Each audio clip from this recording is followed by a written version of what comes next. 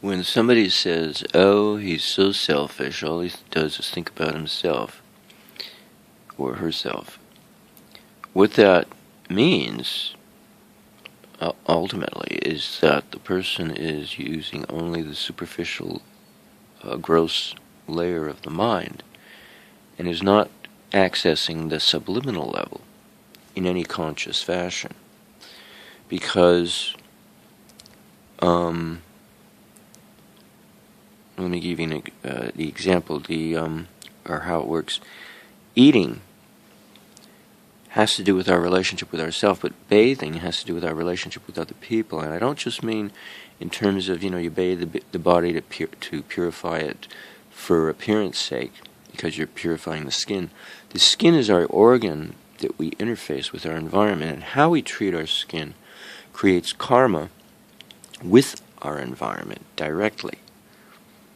And what we do to the inner skin creates karma that pertains to our relationship with ourself. But what I'm realizing now is that the inner skin is the conscious, the surface level of the mind, while the outer skin is the subliminal, the subconscious layer of the mind.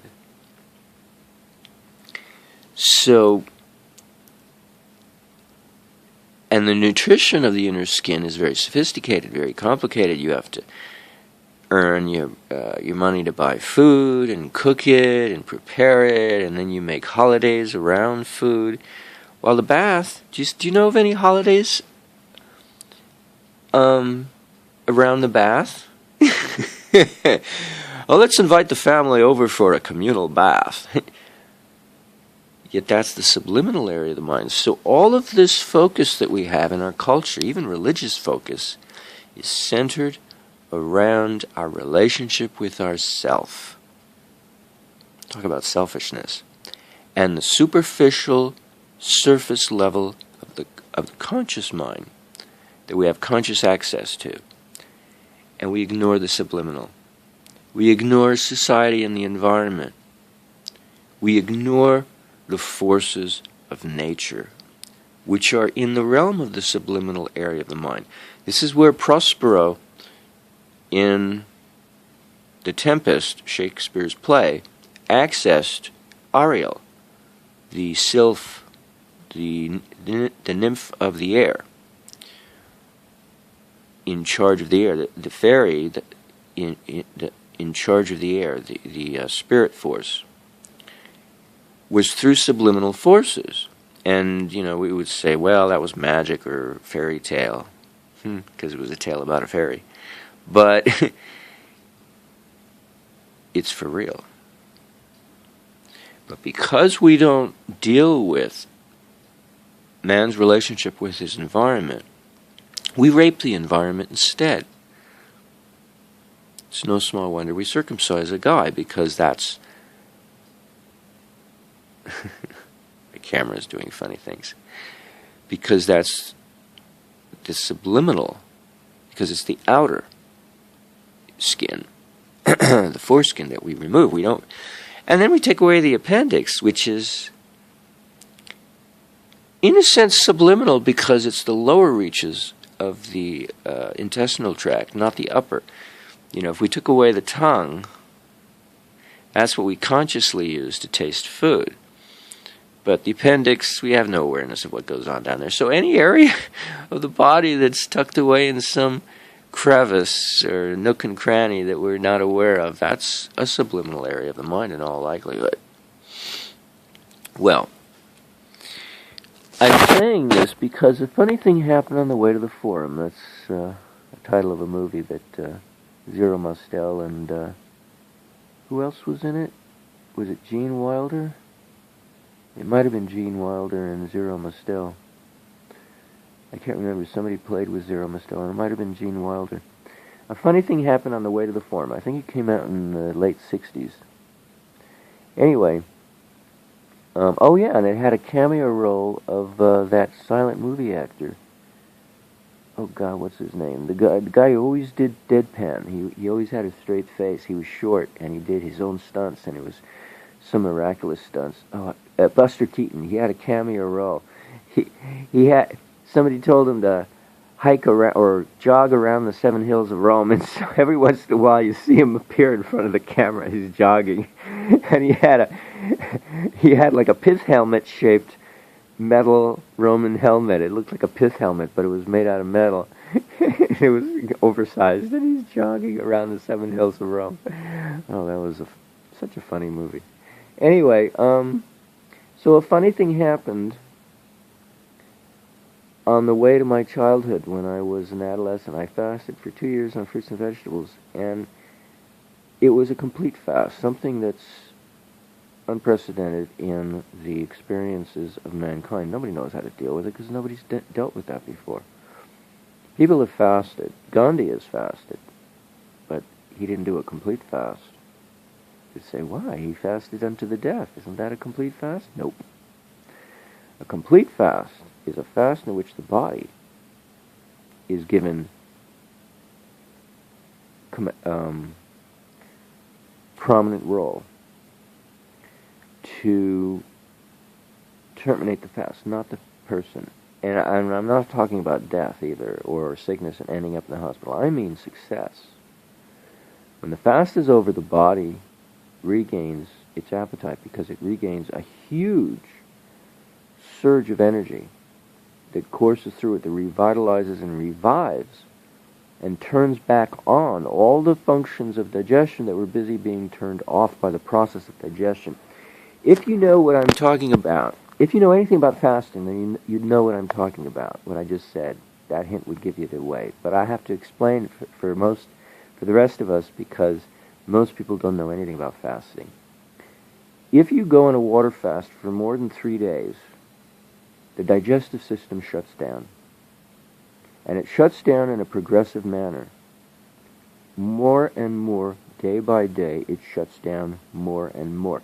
And so the possibility of restarting digestion becomes harder and harder the longer you do the fast. And that's why people fear it, because they're afraid they won't be able to restart or kickstart digestion. It's fear. It's a fear-driven avoidance because of this dovetail that occurs, this dive. It's like diving. You accelerate. The more you dive, the deeper you get into it. And when the digestion, it's all about rest, giving rest to the system. We expend a lot of energy digesting food.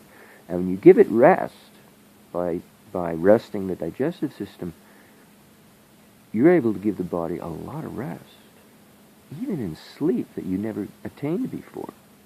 A lot of deep rest, additional, supplemental rest that you never bothered to give the body before. And if you meditate while you fast, that's like a double winger. You really give the body a lot of rest, and that's what I did. I gave it sufficient rest to reach God consciousness at the age of 19, when the fast terminated itself. Because I was having witnessing towards the end of the fast before it finished.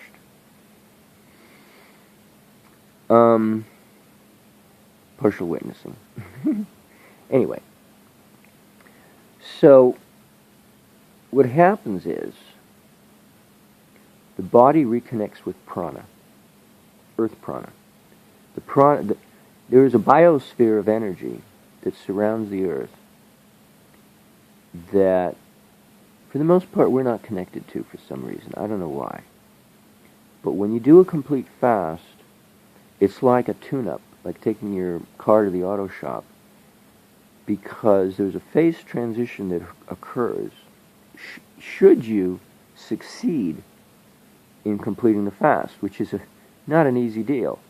You don't just fast until you croak. You fast to make contact with earth prana. And when you to improve your receptivity. Isn't that why people fast? You know, they say, oh, to gain greater receptivity with spirit. Yeah. Because it's all the same thing. Prana. Maharishi talks about all the different connections that are strengthened by transcendental meditation. the connection between mind and body, or, body and mind, the connection between mind and prana, the connection between breath and prana. So many different connections. It's unbelievable that we have, we take for granted and we overlook and we're oblivious to.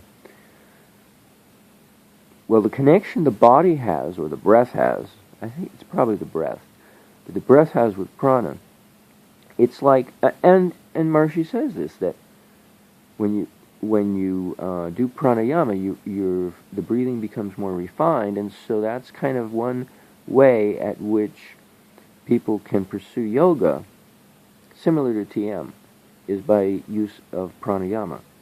Well, fasting does that. And I was doing pranayama while I was doing asanas while I was fasting, and pursuing my meditation. But when you do fasting, it refines the breath, it refines the functioning of the whole physiology, not just breath, so that the whole physiology can reach that phase transition point in which it not merely incrementally opens up, but really opens up. And that's the terminus of the fast. The body opens up so much that it can't help itself. It's got to eat now. You get an appetite so huge it hits you in the face, and it's the funniest thing. It happened in the sweep of just a matter of hours, in the middle of one day, at the terminus, in which the phase transition occurred. It occurred over just a few hours, 2, 3, 4 hours at the most, around the middle of the day, as if the sun were sweeping it into position. And that's, you can't go any further. I mean, you could, but your body don't let you. You want to eat so bad, and in such huge quantity, and now. Not tomorrow. Let's make an appointment now. You eat like you've never eaten before. And mostly calories. Not protein, calories. I was eating peanut butter and honey and ice cream and bread in huge quantity. We're talking sitting down and go through a whole loaf of bread, or go through a whole half-gallon container of ice cream, or go through several cups of honey, or almost a whole jar of peanut butter in one sitting. We're talking huge consumption of calories, and I'm not talking like poor digestion and you're going, ooh. No, you're digesting all of it, 100%. 100% digestive efficiency. Now, it was true, I had a little kidney problems at first, because I made mistakes. I'm going to be healthy. I'm going to drink lots of carrot juice. I'm going to be on a raw food diet now. I'm going to eat sprouts and drink carrot juice. Big mistake. My kidneys weren't ready for all that electrolyte imbalance that carrot juice possesses, because it doesn't possess a whole lot of salt. It possesses a lot of potassium, and it doesn't possess a whole lot of chloride ion. Actually, no, I was eating something salty at the time, in addition to carrot juice. It was the kelp, I think. I was eating seaweed. Anyway, whatever I was eating, it created problems for my kidneys, and I started getting edema right away. I had to put my feet up. It was really, and my feet were sloshing around, literally, when I walked. Slosh, slosh. It's like, this is weird. Well, it shows the heart's weak, too. So that was a mistake. But I quickly figured out my mistake, and I grew out of it, really. As the days progressed, I grew right out of it, and I realized there were only 4 foods I needed. I tried everything except red meat. The one thing I should have eaten was fish, because fish made me so energized. It like compressed or intensified my energy to such a degree that it compelled me to run down the street at full blast like a horse, or like a racehorse being kicked in the rear. Literally. And I thought, this is weird.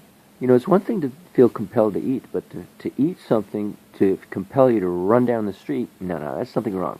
I reasoned falsely. I should have eaten fish. And then I really would have been healthy for probably the rest of my life, but I didn't. And I probably would have been able to fast completely again during the course of my lifespan. I could never go there. I'm too weak. I'm too weak. I weakened my physiology not because of the fast, but because of how I ate after the fast, or how I failed to eat after the fast. So, I elected not to eat fish when I should have. I did not choose to even try red meat because I knew it was a waste of time. Chicken was disgusting. And dairy didn't feel right. It made me feel like it intensified emotion. It's like, I don't need to intensify that. That's intense enough already as it is. Yet at first, for quite a while, I didn't know how else to get food fat into my diet because the peanut butter wasn't enough. I had to have ice cream as well. So I switched to wheatgrass. And wheatgrass was an uncanny thing. I had to drink a pint a day in 4-ounce doses spread out throughout the day 4 hours apart because I couldn't take it all at once. There became a routine to it. And that raised the kundalini, and that started giving me experiences of God consciousness. But it replaced not only the bread, because it's wheat, but the ice cream as well. Because, as Maharishi says, dairy milk comes from grass. And that's what the cow is doing. It's converting grass into milk. And so you're basically eating grass like the cows do, only you're getting it in converted formats so that you can handle it, because the cow can handle the grass and we can't. But we can handle the milk, if you can handle milk, dairy milk. Oh, and I could at the time.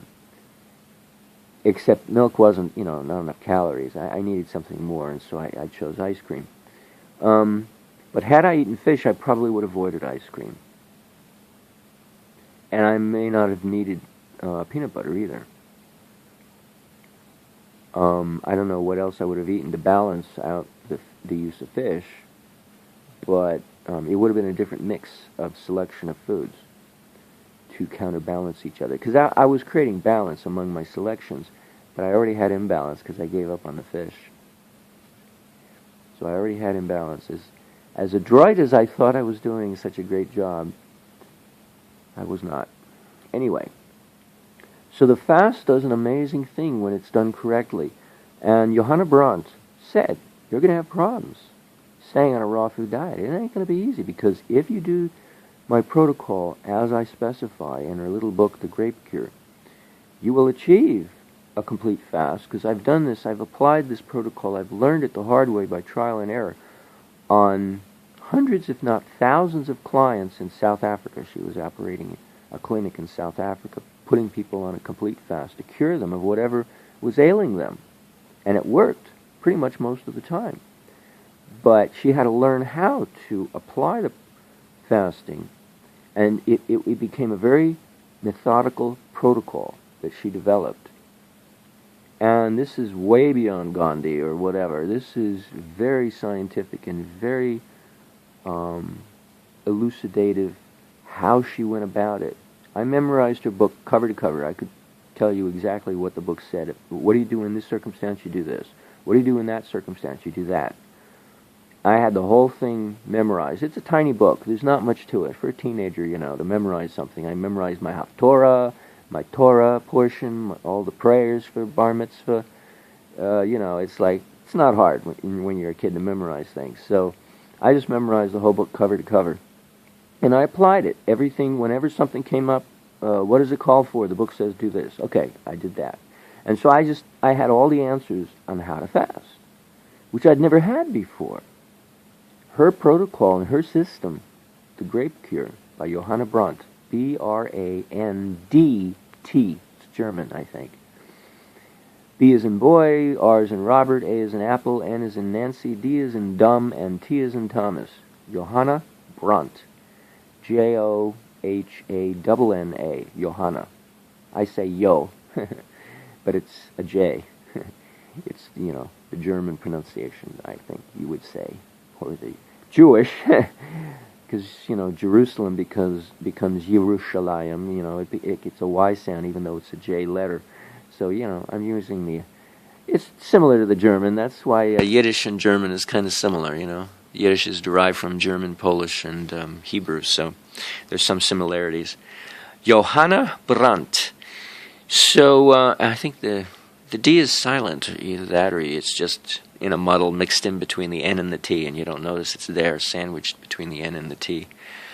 Johanna Brandt, The Grape Cure. A little purple-colored book with grapes on the front. Perfect. If you follow everything, and not just take some of it, but all of it. All of it. You do all of what it says, and don't ignore any part of it.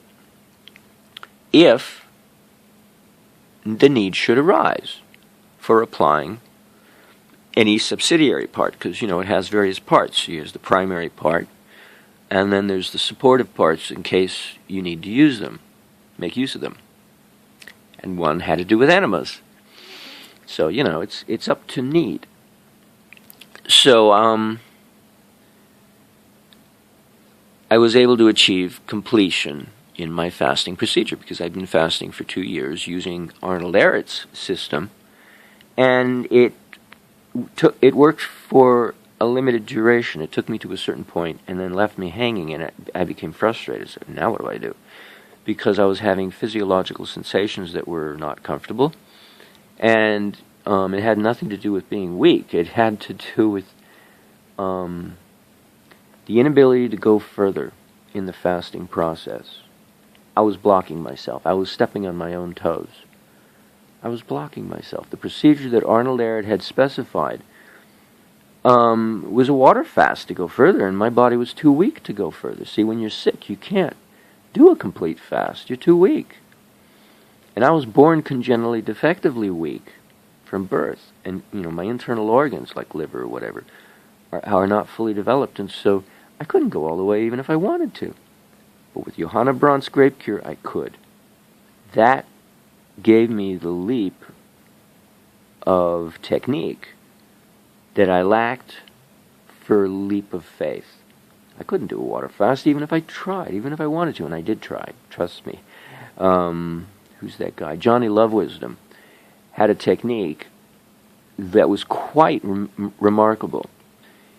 He would take a nutritional book on fruit, let's say apples, and I got a nutritional book that told me the wet matter, the wet portion, the water content of the food, and that told me you subtract that from 100%, and then you divide that remainder by whatever factor it takes to get it down to between 1 and 2% of your non-water content, which means all your sugar, all your fat, all your protein, all your cellulose, everything other than the water. You subtract the water portion. If it's 89%, you subtract it from 100. That gives you 11%. You divide the 11% by whatever factor, by 1 or 2% to get a factor. And then you subtract 1 from that. So if let's say it's 10%, it was 90% water, and so you subtract that from 100%, that's 10%. You divide that by 1% to get a factor of 10, and then you subtract 1 from the 10 to get 9, and so you take 9 units of water to dilute 1 unit of the juice that you press from that fruit, to get a dilution that's 1% of nutrition. 1% of nutrition, so that you can, I think that's how you do it. You may have to add the cellulose back in to the water and then subtract that from 100%. That would make more sense, because there's no cellulose or maybe you subtract the cellulose from the 100%. Yeah, see, I can't remember exactly how you do it. He specified how to do it. I don't know. It's very complicated math, but I had no problem with it. And so you get this between 1 and 2% nutrition, which is just enough to stimulate salivation, the salivary glands, but not enough to stimulate the digestive glands in the stomach. So you never get an appetite, but you're able to drink a gallon a day of fluid very easily, because when you fast, everything shuts down. You have to drink. You have to drink a gallon a day to be able to induce a bowel movement. And that was his way of doing what Johanna Brandt was doing with grapes and enemas. Johnny Love Wisdom did it with diluted juices, a gallon a day. So a different procedure, but you have to keep the bowels moving, and so they both got it. If the bowels don't move, you're going to kill yourself fasting, and that's what Gandhi practically did. But if you keep the bowels moving, no matter how, you can sustain the fast for indefinitely, which means you will succeed and it will complete itself, because you have to flush the bowels when you're fasting in order to complete the fast. There's no way around it. You have to. Because your body is not just sweating. It's not just expiring through the lungs. It's also getting rid of toxins through the colon. And that's the main avenue of getting rid of toxins, is through the colon. But it's also doing it through the skin. It's doing it through the tear ducts. It's doing it through every imaginable avenue, but it's all by percentage.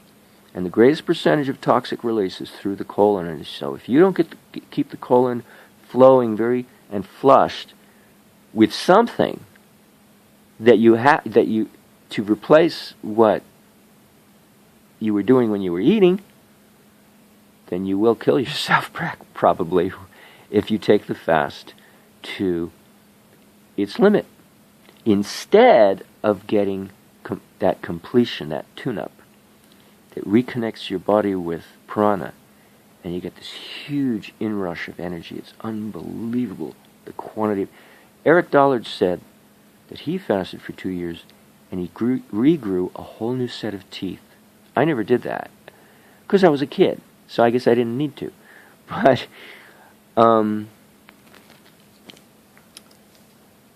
so he fasted to completion, and he probably achieved enlightenment. You achieve phenomenal attainment of desire when you fast. It's unbelievable what a complete fast. It's unbelievable what a complete fast can do to the physiology. It can literally give you the gift of God, literally, on a silver platter. It's if you make it that far. Gandhi tried, but he had to die afterwards, that last fast, to get there. And so in a sense, I didn't need to fast, but it came natural. So it was my good grace, my good karma to bump into Arnold Ehret and then Johanna Brandt. And it's a funny thing, my father followed Arnold Ehret, partly, for 10 years before I was born. The same book. I didn't even know. I picked up the same book. Somebody or something was guiding my little hand when I was a teenager in the bookstore. In the Papa Bach bookstore on Santa Monica Boulevard, across the street from the SRM, the Spiritual Regeneration Movement Foundation TM Center. Just a few blocks west of the 405 freeway on Santa Monica Boulevard. Used to be a Masonic Lodge building, but at that time it was owned by somebody. They had a recording studio at the south end of the building on the bottom floor, and the TM movement rented out the remainder of the building. And Papa Bach was right across the street, so I would go there and hang out at the bookstore after high school. Classes were over, because it was out of my way to go to UCLA Research Library, so I went to Papa Bach bookstore instead on my trip walking home. Anyway, so just a minute. Good thing I had to stop the camera, because now I remember what I'm not telling you, the whole point of this video. Gee, it took a long time to get around to it. Well, it's very emotional for me to share that, because it's not in the norm of human experience, and so most people wouldn't understand a word I'm talking about. Probably think I'm making it up. But there's another part of this, as a side feature, is that I contacted the subliminal area of the mind, and it became conscious. This is why I say I experienced God consciousness, because I opened up an area of the mind that had never been opened before. very at the subtle subliminal layer of the mind. And it had to do with the forces of nature, the weather. And I don't,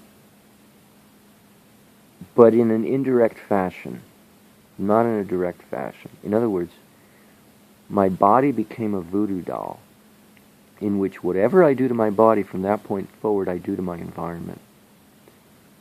You know, I've seen an example of somebody who had connection with their environment to such a degree that literally they could command the forces of nature in a very strong fashion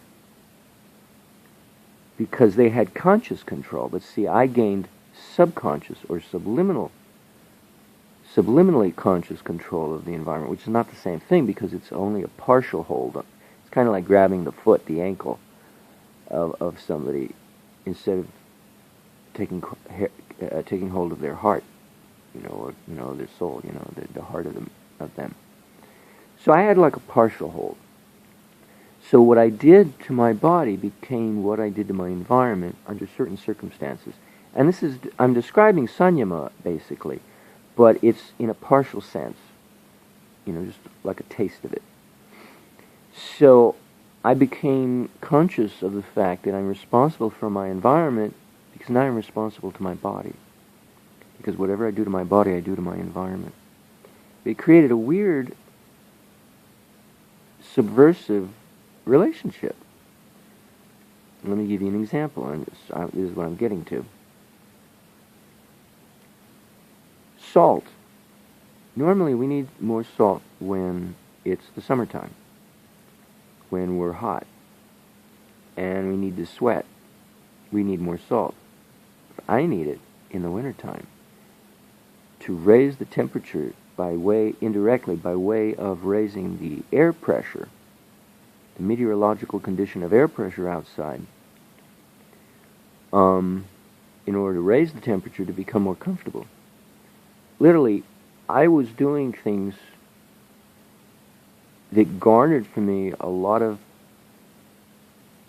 mental illness style poor karma, because I was manipulating the environment to suit myself, to make myself comfortable at everybody else's expense. And I was doing the opposite of the seasons of the year. I was depressing winter, the force of nature during the wintertime to make things cold. I was suppressing that, or counter-poising that, by trying to raise the air pressure to raise the temperature to make myself more comfortable, because I was uncomfortably cold in the winter. I was very sensitive to the temperature outside. It could be any temperature inside the building, but whatever temperature was outside was what I was feeling. I was so sensitive, and it made me very uncomfortable. So I would raise the air pressure outside by inhaling. I learned this. I would get an ultrasonic inhaling device and put salt in it and run it in my bedroom. And then when I reached that control point around 4 o'clock in the morning, if I could sleep past 4 o'clock and wake up like 6, I would sleep, and my consciousness would dip so deep during sleep at around 4 a.m. that it would make contact with the forces of nature and affect it in such a way very powerfully and create the reality I wanted, which was to raise the air pressure and hence the temperature and make myself feel more comfortable during the following day. But this is backwards. And so to raise the air pressure, I had to raise my blood pressure, and so that's why I would use sodium-based compounds such as baking soda or salt or whatever felt the most comfortable or the most powerful, and usually it would be baking soda. But a sodium-based compound to raise the blood pressure in order to raise the air pressure outside to raise the temperature. So there's a little sequential thing there. You had to do one thing to do another thing to do another thing to finally get the end result that you wanted. But I was doing it at the cost of everybody else and the cost of the environment, because the environment is a timed event. It stores every meteorological quality throughout the year, but it releases it on a schedule. But it stores it constantly. So the quality of cold is not the absence of heat. It's a distinct quality that's uniquely different than the quality of heat. And both of them separately have to be stored throughout the year, but they're released separately according to the seasons for that geographical location. For instance, the flowers bloom in Southern California, a Mediterranean environment, in the wintertime when it rains. They don't bloom in the spring. They bloom in the winter when their growth occurs when it rains, because it's a semi-arid environment in LA, in Los Angeles. So the timing is germane to the location, the geographical location. But the accumulation is throughout the entire year, and the qualities are uniquely their own. So the quality of cold is a quality that has to be stored throughout the year, and then it's released in the wintertime, let's say.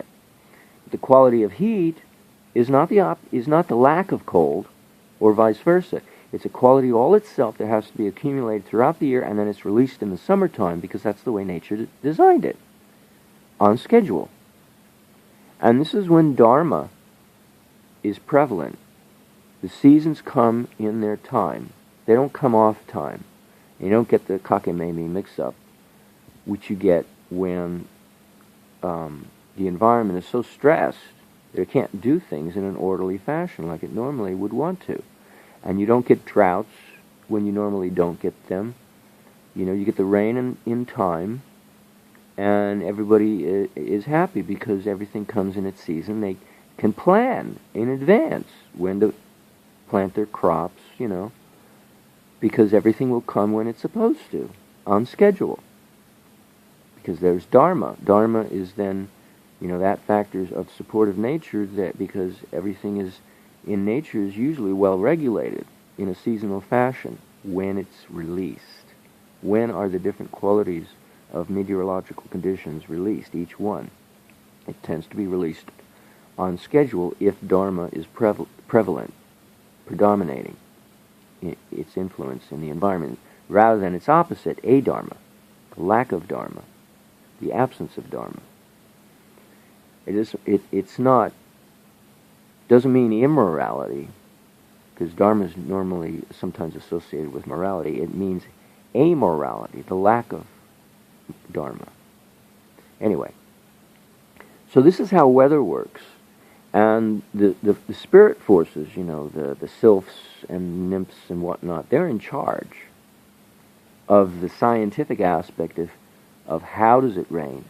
But they're the officers in charge of the office of rain. And then the mechanics of how it rains is merely what science studies. How does it rain? How does it, the wind blow? You know, air pressure zones, high pressure, low pressure, fronts, weather fronts, cold fronts, you know, all these things. That's just the mechanics of how the office of administration is conducted in order to release the rain or release the snow or make a tornado. That's just the mechanics, but there are entities, spirit entities in charge. The sylphs, you know, in charge of the air. Whatever, there are different entities in charge of these offices, in charge of marshaling these forces. And science merely studies the mechanics of the force, and religion, in the pantheistic sense, pantheistic religion, studies the offices of administration, the individuals in charge. So they have a different approach. They appeal to the officer in charge and say, well, we don't care how you do it, just make it happen, make it rain, you know, break this drought. They don't care how. Just get in touch with the mayor's office in charge of the rain, the mayor of rain, and make it happen. So it's a different approach, because they're focusing on a different aspect of the total picture. It's amazing how human endeavor focuses. Oh, we see this narrow little focus, you know, at the exclusion of everything else. So, you know, we can make the same gripes about pantheistic religion that we make about science, and vice versa. It's like, it's amazing how we argue and create a muddle over something that is really just a narrow-mindedness on our part, overly focused on just one thing. to the exclusion of all else. Anyway, so this created a inversion of reason. Because here I'm taking salt in the middle of wintertime, or baking soda actually, or borax. I mean, I was trying different things. Or, no, actually sodium carbonate I was trying. Not sodium hydroxide, but sodium carbonate. I diluted it down. I made homeopathic dilutions of soda ash, sodium carbonate. And that's extremely powerful. Because you can't take it in straight form because it'll burn a hole in your stomach. It's caustic, sodium carbonate. My stepdad was using it. You know, it's a pool chemical, swimming pool, to alkalize the swimming pool. But I made homeopathic dilutions, you know, by the thousands. 1,000, 1 million, 1 billion, 1 trillion. I made dilutions, and then I found the right one that was appropriate for manipulating the mental force in the subliminal area of the subconscious mind that would make connection with the air pressure force, the meteorological condition outside, when I reached that power point at 4 a.m. And so I could inhale that, and then it would involve the sinus cavities, which are the psychic centers, connections leading to, you know, the third eye and whatnot. There are 10 sinus cavities, 5 on the right side of the face, behind the cheeks and eye socket and whatnot. They surround the whole area of the face, 5 on one side, 5 on the other.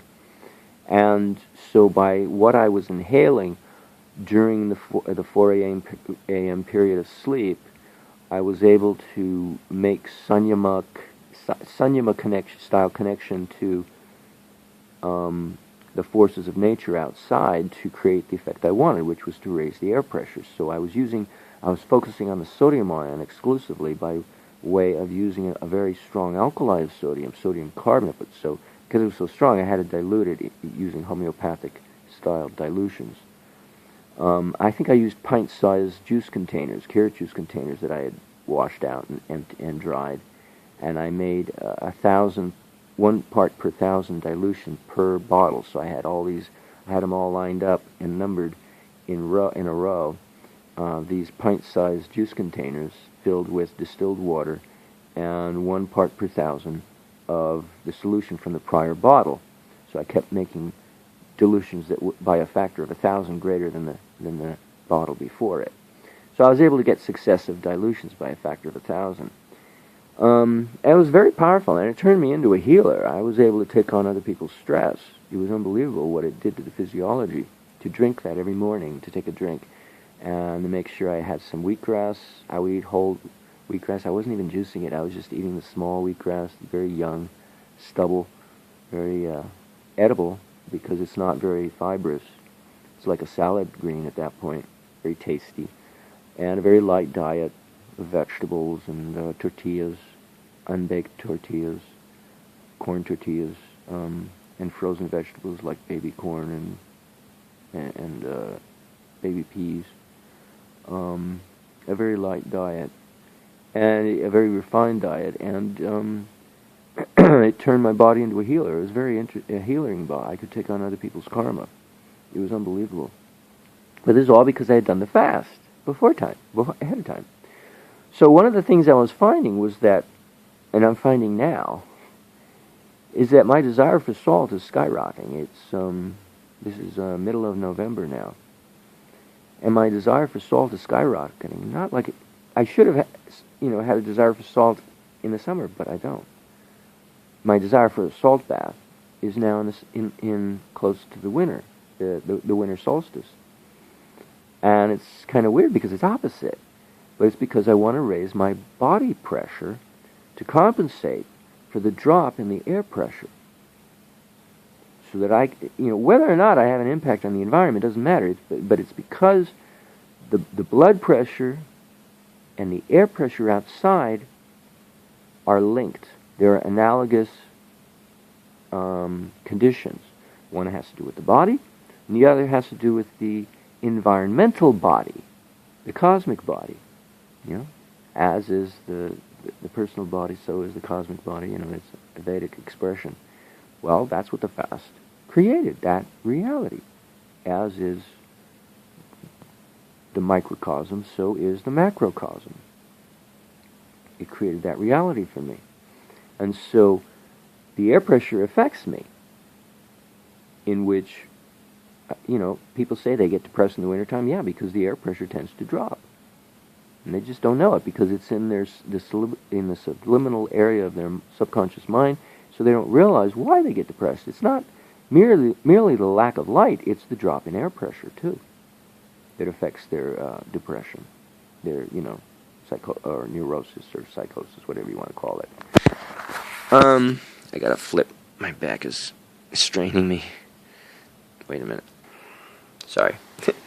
My back is bothering me. So this is a weird situation that I'm in which I have to reduce the silver hydroperoxide in my bath and increase the use of salt.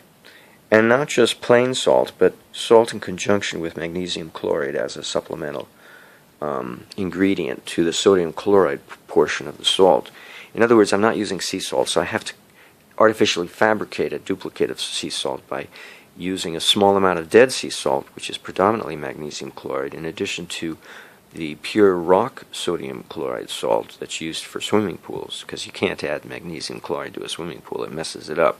So they purify it of its hard mineral content, such as magnesium chloride, if they're deriving that salt from the ocean, to be, for the most part, sodium chloride. And pure salt isn't going to be good enough for me. I need the added magnesium. So I'm using 2 salts, and I have to increase that because my body has a great need for salt at this time of the year, and diminish my use of silver hydroperoxide because my body is like way too sensitive to that compound. I'm just noticing my left eye, I have a redness right here, and it's sore. That is weird. That's strange.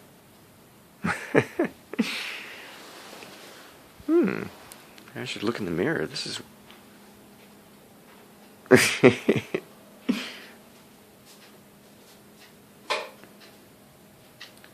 Oh, it's swollen. My left eye is more swollen than the right eye. Anyway. So this is what I'm finding. So I'm going to use a mere pint of silver hydroperoxide from my vat that I make.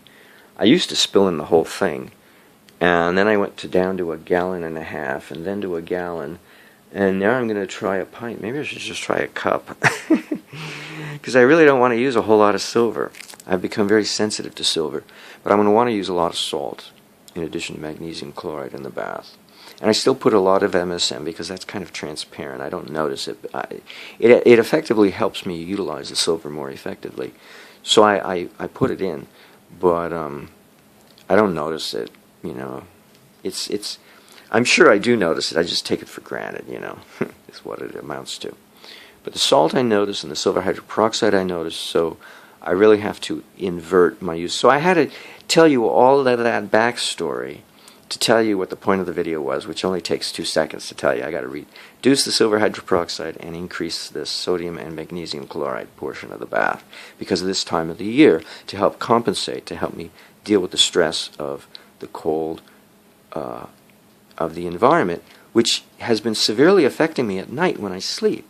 I've been getting severe back pain because if I don't run up the thermometer very high and almost practically to sweating temperature, I get back trouble the next day. I'll wake up with back trouble, as the case may be, because the back muscles tense up while I'm sleeping and give me back trouble while I'm sleeping, or right afterwards, immediately afterwards, after I get out of bed.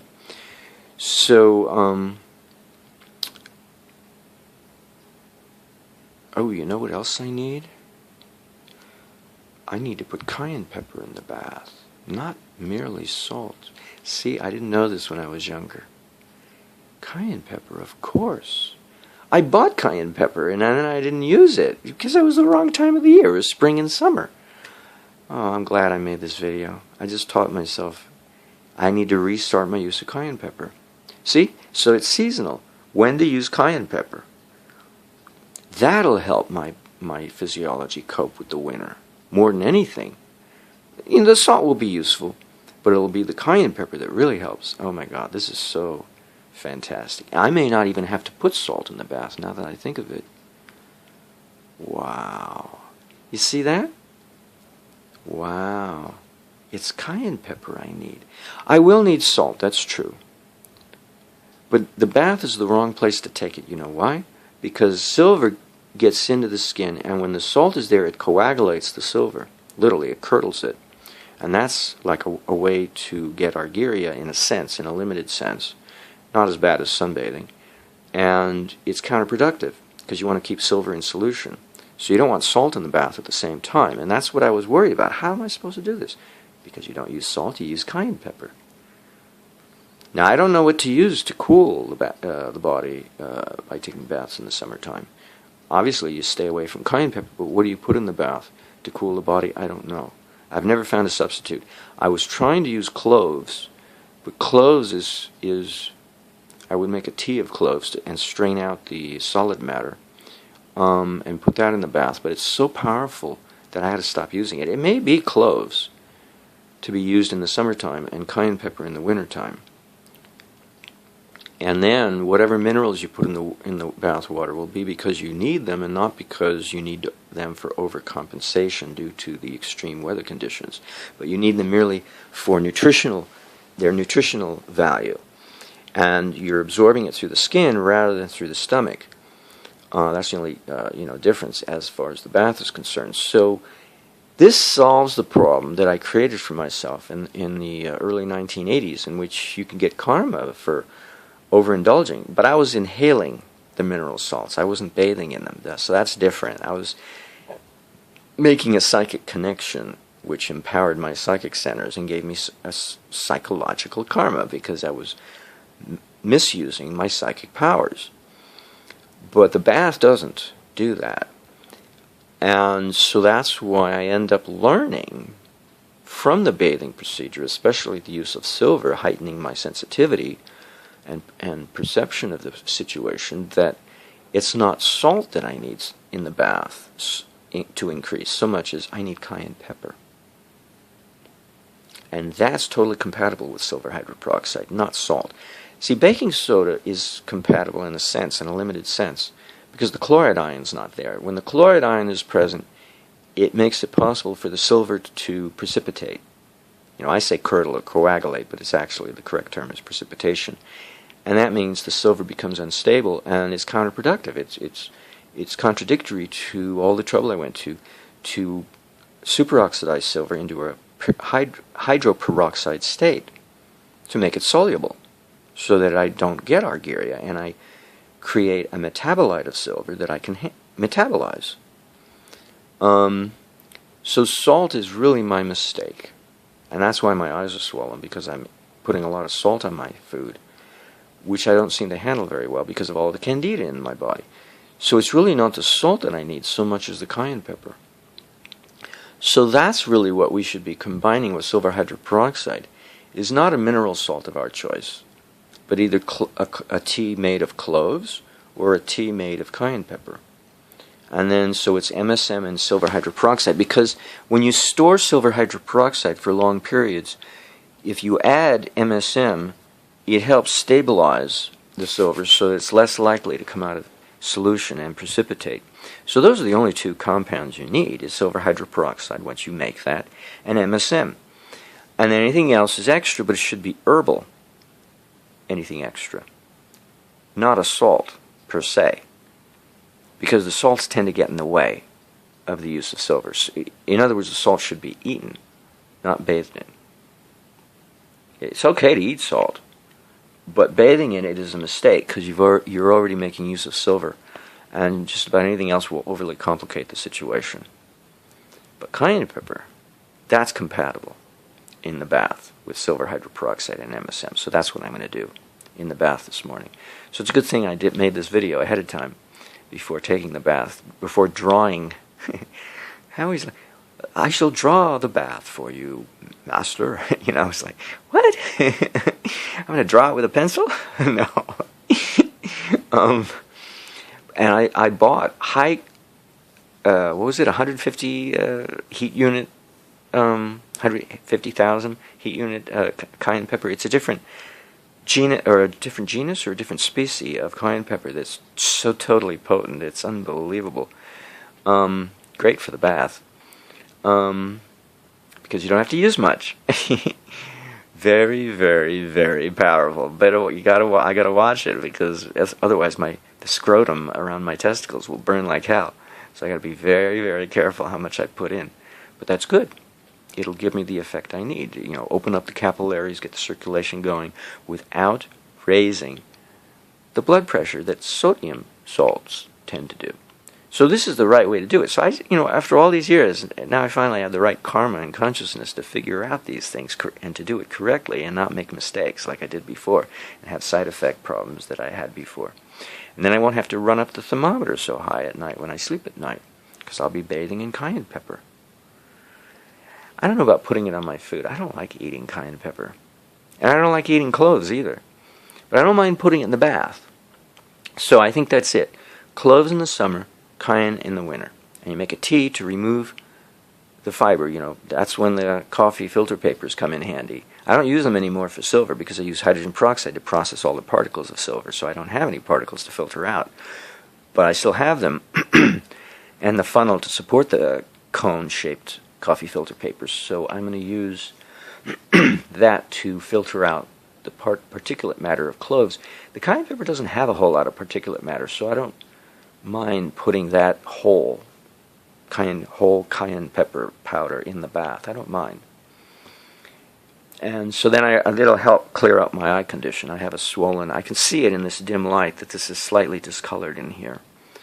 So it's obvious I'm taking too much salt on my food, in excess of what I could actually benefit from if I was much more moderate in my use of salt.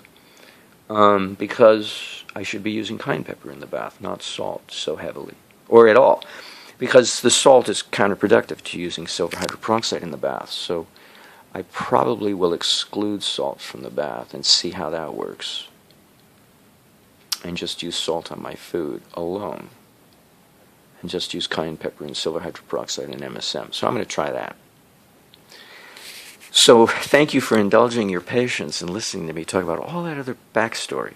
Because I thought it was germane, and I thought it would be nice to share with you what the body's capable of doing.